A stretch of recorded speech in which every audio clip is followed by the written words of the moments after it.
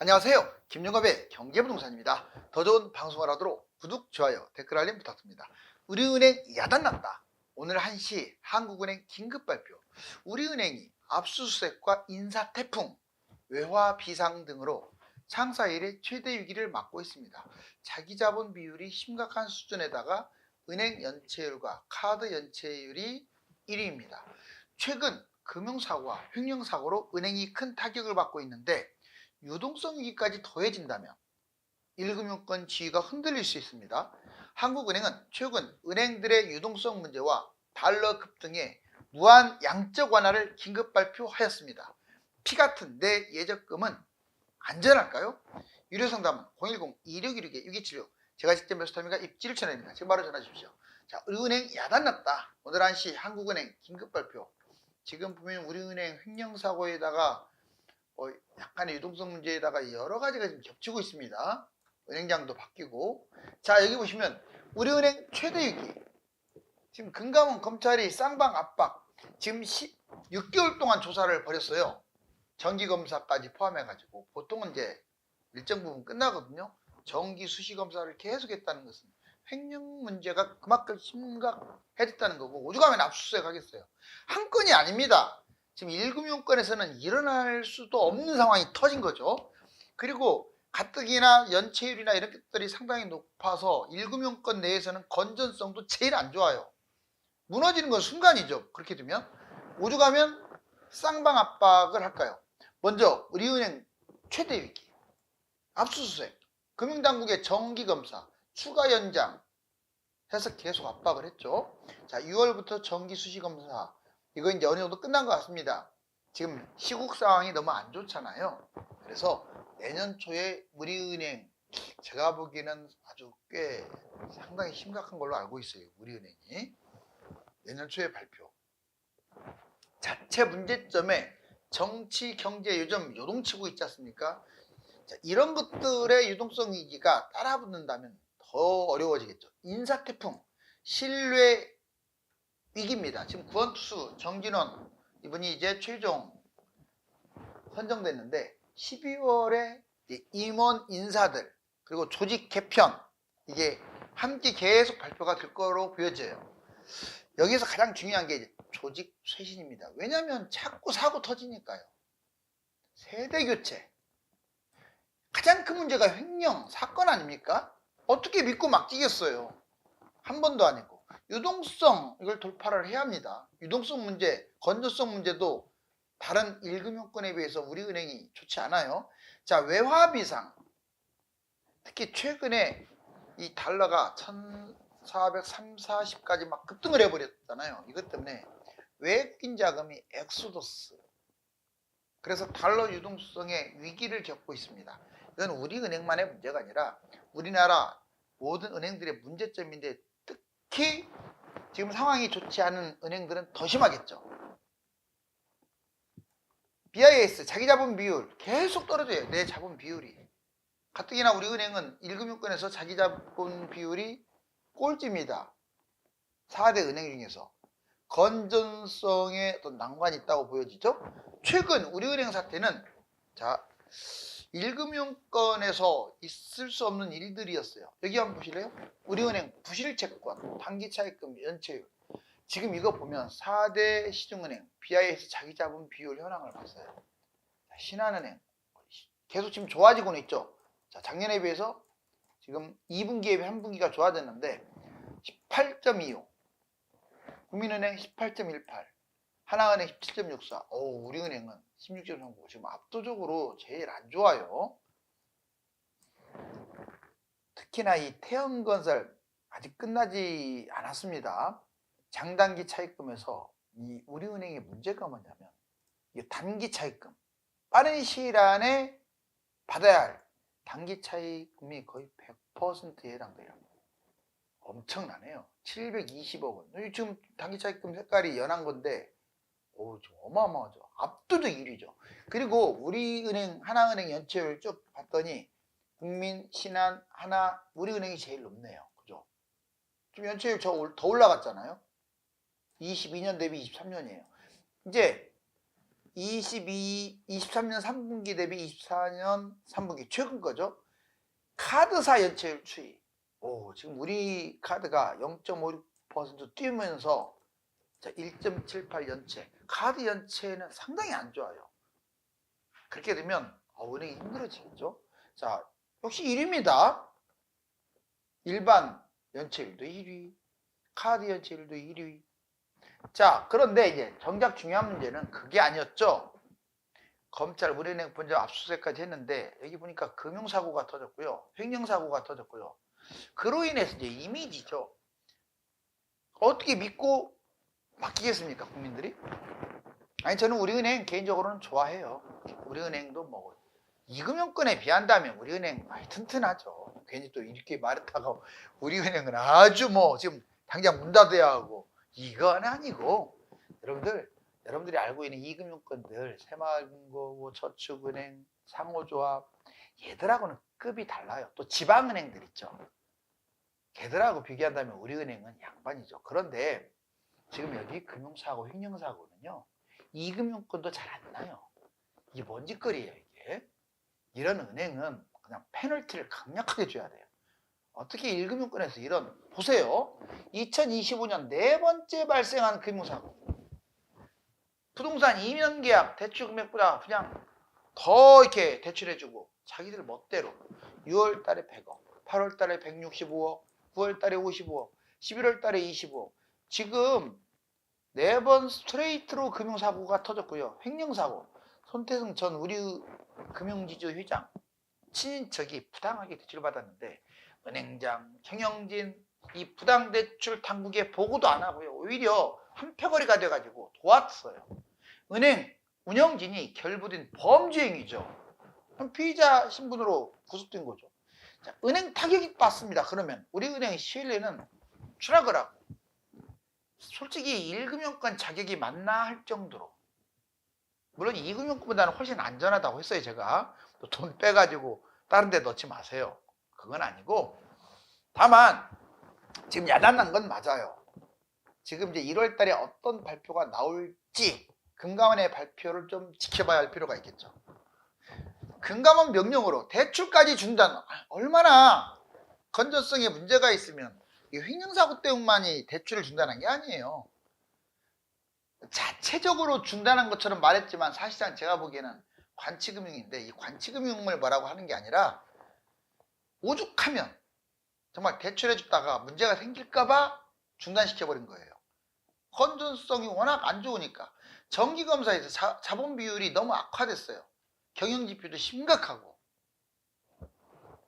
우리은행 야단났다. 계속 추락하는 우리금융 신뢰, 우리은행 대출 중단, 정말 금감원의 명령이었다. 그래서 관치금융 그러는데, 금융당국 개입으로 대출 중단이 상당히 이례적입니다. 그거는 원래 개입을 하면 안 돼요. 하지만 그렇게 안 했다가는 우리은행이 어떻게 될지 모르겠는데요.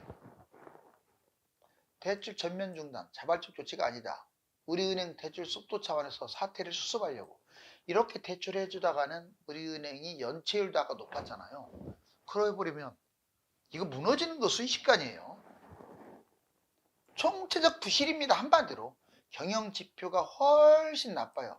아니, 그 은행장이 횡령할 정도라면, 회장이 횡령할 정도면 얼마나, 그 직원들이야 뭐 문제, 죄가 있습니까? 다 똑같지. 열심히 내 일을 한 죄밖에 없지. 보면 훨씬 나빠가지고 대출 중단 조치까지 취했어요. 보험사 인수 앞두고 RWA, CT1 이게 하나의 조건인데, 이게 미흡해서 어떤 일이 벌어질지 몰라요. 지주 건전성, 은행, 기업, 금융, 이 와중에서도 지주와 은행이 싸우고 있어요. 말도 안 되는 것 뭡니까? 자기 밥그릇 챙기는 것도 아니고. 위기 상황, 성과 평가 지표에 대출 대폭 감축, 이게 점수를 자꾸 이렇게 부여가 되거든요. 가점이 부여되고 하면 나중에 우리은행은 진짜로 문제가 발생할 수도 있죠. 우량 고객 이탈하는 거예요. 그러면 영업관리도 어려워지고, 보험인수 10%, 1550억 이거 날릴 우려도 있다라고 지금 하고 있잖아요. 한국은행은 지금 우리은행 사태도 주시하고 있고 그것만이 아니라 전반적인 최근의 불안전한 어떤 상황에서 가장 위험한 게 금융 아닙니까? 왜? 외환위기가 터질 수도 있는 거고 정말 뱅크런이 터질 수도 있고 지금과 같은 상황은요 어떤 일이 터져도 전혀 이상하지 않아요. 그래서 한국은행이 지금 바빠졌어요. 오죽하면 금감원이 무한 양적 완화 누구를 상대로? 은행을 상대로 은행을 살려놓고 봐야 한다 이 말이죠. 저렇게 지금 심각한 은행 정말 고질적 아닙니까? 1금융권도 이러고 있고 2금융권은 지금 뭐 부도가 안에 만에 이런 상황인데 그 양적 완화를 통해서 막아보겠다 이거죠. 지금의 심각한 정치 경제적 상황 영끌 다주택 파산 일단 그건 그렇고 또 위험 요인이 도처에 있어요. 영끌 다주택 집값 하락하게 되면 신용위험 연체 확대돼서 이것이 불씨가 될 수 있죠. 금융위기에 소상공인들 심각하죠. 자산 폭락 소비가 지금 상당히 안 이루어지고 있는데 역시 금융위기로 번질 수 있고요. 건설 부동산 파산 건설 현장 중단 부도 특히 PF 터져버리면 금융위기가 될 수도 있고 2금융권 파산 은행 부도 전염 확산 한계 기업 부도 적자 운영 대기업이 지금 쭉쭉쭉 늘어나고 있잖아요. 그리고 경제 불안 심화 환율 지금 흔들리고 있죠. 유동성 문제 터지고 있죠. 자, 부채 특히 가계 부채 때문에 금융위기 확률이 뭐 조사에 따르면 17%라고 하는 사례도 있어요. 가장 큰 원인은 가계 부채고 시장 불확실성이고 여기 보시면 주요 대기업 강력 구조조정 여러분들 대기업 것 좀 다 나온 거예요. 지금 보시면 이제 여러 대기업들 뭐 기아자동차 55세 이상 일반 사무직 대상으로 구조조정 뭐 카카오 그다음에 비핵심 사업 여기 직원들을 이렇게 떨어뜨린다 이 말이죠. 삼성전자 헤이버빈 뭐 대규모 감축 그 다음에 네이버 그 다음에 SK온 LG 디스플레이 그 다음에 신세계그룹 하나시스템 그리고 KT SK텔레콤 메일유업 NC소프트 이렇게 대기업들이 각각의 지금 구조조정이 박차를 가하고 있어요. 이렇게까지 심한 적이 별로 없었거든요. 보시면 희망퇴직과 구조조정 지금 말만 이제 희망퇴직이 사실상은 구조조정이 따라 들어가는 거예요. 같이 포스코, SK그룹, KT, 세븐일레븐, 호텔롯데, 삼성전자, 신세계 그 다음에 저축은행 CJ 대한통운, 대우건설, LG화학, SH닷컴, KBS, LED, LG 디스플레이죠. 월드블루, 여기요, SKT, SK온, G마켓, IM증권, 그 다음에 도리시멘트, 롯데면세점, SK 하이닉스, SK 엑슬리스, 그 다음에 SK 파운드리, LG그룹, 금유석유화학 지금 쭉 이름만 읊어도 상당히 많네요. 하나같이 희망퇴직 및 구조조정이에요. 지금 왜 이런 말이 나오냐면 지금 대기업이 진짜 힘들어요. 정말 힘듭니다. 지금 이렇게 강력한 구조조정 원래는 구조조정을 하는 건데 희망퇴직을 통해서 이제 자연스럽게 왜 그 많은 식구를 끌고 갈 수가 없어요. 지금은 가볍게 빨리 움직여야 돼요. 시장 상황이 너무 안 좋아. 금융위기 노출 시가갑니다. 돌려막기도 역부족, 폐업도 자포자기, 자영업 연체 1조를 돌파했대요. 금융위기 노출. 자, 먼저 기업 부실부터 볼까요? 1900조, 역대 대출 최대. 건설업, 부동산업 쪽에 몰려 있어요. 여기가 38%나 증가했고, 건설사 부실 채권 증가, 2008년보다도 더 위험해요. 그리고 자영업, 5대 은행 1.3조 연체, 코로나 이전 2배나 급증했습니다. 1금융권이 완전히 지금 카드사, 보험사, 대부업체 그러니까 1금융권에서 돈을 안 빌려주니까 카드사, 보험사, 대부업체로 이제 급전을 빌리는 사람들이 자영업자들이 늘어났는데 얼마나 경제가 어려우면 연체자 7.3만 60대 이상 5년 동안 무려 320%, 주로 연세 드신 어르신들 직장 그만두고 퇴직한 다음에 자영업으로 뛰어들었는데 놀라운 건 수입은커녕 자꾸 빚만 쌓여요. 빚만. 은행 부실, 5대 은행 단순 연체율 0.32, 건설업도 심각합니다.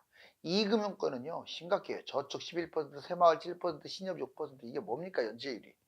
지방은행, 5대 지방은행은 평균 1%대 연체율로 1금융권 5대 은행, 4대 은행 그러는데 여기에 비해서 2배 이상 연체율이죠. 자, 이금융권 은행 예금, 이건 여러 번 했어요. 제가 이금융권 PF발 위기 계속 되고 있어요. 신용등급 하향에 적기 시정조치 우려. 새마을금고 1288개 중에서 14개 부실금고 합병 연체율 7.24인데 431곳, 1288에서 431곳, 약 3분의 1이 위기예요. 위기. 적자잖아요. 지금 적자. 은행이 적자난다 있을 수 없는 일이라고 했잖아요. 저축은행 79곳 중 10곳이 적기 시정 조치를 받았고 4대에서 6곳은 퇴출될 겁니다. 이제 합병되는 거죠. 뭐 연체율 8.36으로 제일 세고 상위 클래스는 11%나 돼요. 적자조합 49, 반절이 지금 적자네요. 자, 상호금융 상호조합 2208곳, 강력한 구조조정 22년보다 10배나 늘어났고요. 특히 신협은 15곳으로 구조조정 심각합니다. 연체율 3, 4% 평균적보다 훨씬 높죠. 1금융권하고 비교도 안 되죠. 그런데 2208곳 중에서 745곳이 적자예요. 적자. 지금 보면은 2금융권이 얼마나 심각한지를 알 수 있어요. 우리은행을 한 번 더 되풀이 해볼까요? 건전은 꼴찌라고 나왔죠. 은행권 대형건설에 7,144억 대출, 단기 차입금은 우리은행이 다수 차지. 다수 정도가 아니라 태형에 빌려준 돈 우리은행은 다 100% 단기에 단기. 태형건설 단기 차입금 720원으로 가장 많아요. 해외 부실대출 1,184억 원 1금융권에서도 1위고 NPL 3개월 이상 부실채권 6,770억 27%로 1위입니다. 안 좋은 것들은 이렇게 1위를 차지하고 있어요. 부실 경영위기, 파생상품 운용 과정에서 962억이나 손실을 받고 이건 회복이 거의 안 되는 거죠. 2020년에도 DLF 판매해가지고 1,062억 원 손해배상금을 지급한 사례도 있고 해외 보안망이 취약해서요. 필리핀 뱅크 자금 유출이 터진 적도 있고 한마디로 우리은행이 지금 국내에서 아예 횡령을 하지를 않나, 금융사고가 터지질 않나, 해외에서도 터지고 파생상품에서도 문제가 되고 DLF도 문제되고 건전성 꼴찌예요. 가장 중요한 게 건전성인 거예요. 은행은 자기자본 비율 16.4, 저축은행 14%하고 비슷. 지금 이금융권하고 비슷하다는 건 놀라운 사실 아니나요? 충당금, 그래서 충당금을 많이 썼는데 이게 꼴찌인 거죠. 순이익 꼴찌 5.3%예요. 무리한 경영 전략. 지금 우리은행이 지금 1금융권에서 그나마 가장 안 좋은 상황인데 이번 일을 계기로 해서 우리은행이 좀 잘 되기를 바랍니다. 완전히 살아났으면 좋겠어요. 안 되라, 망해라 이런 뜻으로 오늘 방송하는 거 아니에요. 잘 되라 그런 뜻이지. 다주택자, 1주택자, 무주택자, 다주택자들은 전형적으로 지금 갈아타기 할 때예요. 하나 팁을 드릴게요. 자, 다주택자들 안 좋은 것들을 여러 개 갖고 있는 분들이 있어요. 또는 본인이 좋다고 생각하는 것을 여러 개. 좋다고 생각하는 것 중에서 수익이 별로 없는 것들. 그러니까 팔아도 차익이 별로 손에 크게 안 보는 것들은 던지세요. 앞으로는 다주택 문제가 돼요. 특히 민주당이 정권 잡게 되면 제가 보기에는 볼 것도 없이 여러분들 이번에 지금 보유세 중에서 종부세 확 줄었잖아요. 그때 5천만 원 받는 사람들이 1,000만 원 정도로 줄었는데 제가 보기에는 5천만 원 이상으로 다시 또 복귀될 것 같은데요. 그렇다고 민주당을 뭐라고 하는 게 아니에요. 세금을 이제 당마다 특징이 있으니까. 그래서 1주택자들은 갈아타기 하든지 빨리 매도를 하세요. 아니, 다주택자들은. 1주택자들은 내 거보다 더 좋은 곳으로 갈아타기 하거나 추가 매입하는 것이 좋습니다. 지금 겨울이 기회거든요. 계속 폭락한 다음에 기다리는 건데 글쎄요, 상급지 같은 경우는 지금 여러 번 말씀드렸지만 해외, 미국, 자, 이 집값들이 올라가고 있기 때문에 우리나라가 이번 정치 경제 문제가 봉합이 되면 그대로 따라갈 가능성이 커요. 왜? 20년간 서울 아파트가 해외하고 똑같았기 때문에. 무주택자들은 이번 일을 계기로 해서 급매 청약, 정리하면 이겁니다. 지금 상급지 비싼 아파트들은 먼저 타이밍 움직여야 돼요. 자, 지금입니다. 지금. 그리고 한 10억 미만, 한 6, 7억 미만 뭐 이렇게 서민들의 아파트. 이 아파트는 지금 당장 잡을 필요는 없어요. 12월, 1월, 2월 지켜보면서 판단하되 대폭락이라는 단어로 넘어가 가지고 막 2년, 3년, 5년 이렇게 기다리면 안 돼요. 자, 지금 흐름 보면서 제가 가르쳐 드린 대로 전략을 짜면 좋겠네요. 은행 부실이 2금융권과 지방은행의 문제로만 인식하고 있는데 1금융권도 얼마든지 여건이 나빠질 수 있다는 점을 알아야 합니다. 감사합니다.